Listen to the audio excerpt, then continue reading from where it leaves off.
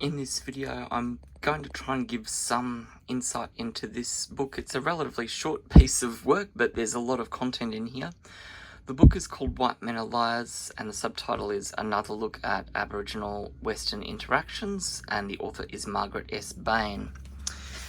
I've noting here that I've got the 2016 reprint, originally printed in 2006, but it is based on an earlier book.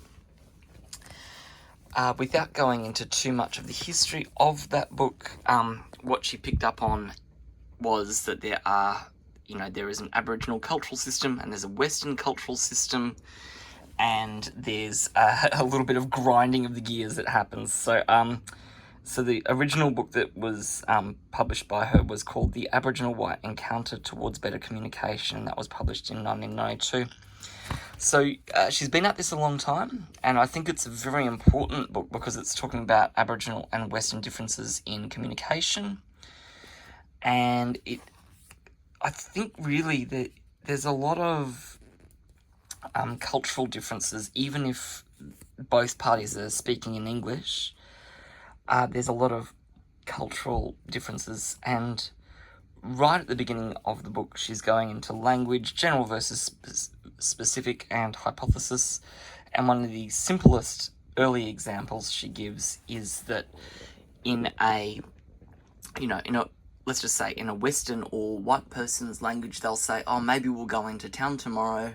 It depends, they might not even say this, but they might say to themselves in their head, oh, it depends on how much fuel I've got, how much time I've got, and a few other factors. But if they're saying that to someone from the Western Desert region, the maybe I'll go to town tomorrow bit is interpreted as we are going to town tomorrow. And it's a very, very simple example, but it's a very common one, and it can cause a lot of friction. A lot of these purely hypothetical conditional sentences are not found in the Bidundara language, nor are they found in the neighbouring Nyandara language. So that's where a lot of this confusion and frustration can come from. Looking further into the book, the Tjukurrpa is called more commonly in Australia the Australian word for Tjukurrpa across the whole continent is called dreaming, but particularly in the Western Desert region, the word Tjukurrpa is used in favour of the dreaming. Now it's, Tjukurrpa is a very broad and somewhat confusing concept to Westerners because it doesn't exist in linear time. It can be, Tjukurrpa can be happening right now somewhere, or it could be happening at a time of deep history that predates, anything other than, like mystical beings, but before there was humans. So the Tjukurrpa extends in every direction in space and time almost simultaneously.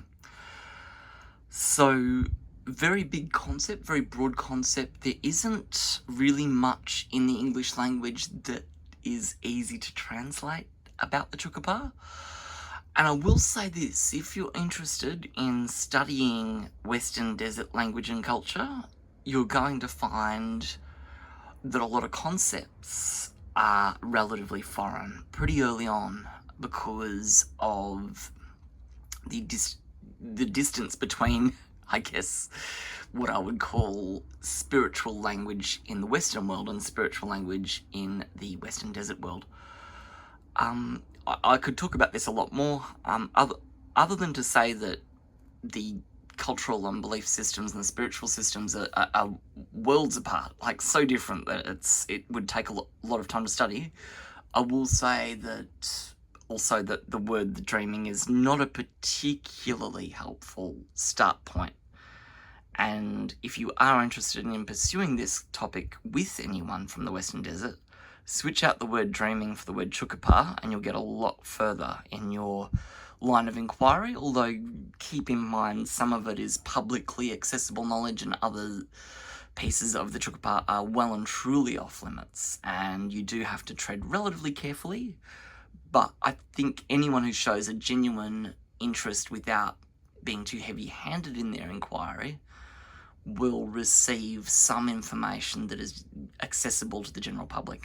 and it will give you some more insight than I'm able to give in this video.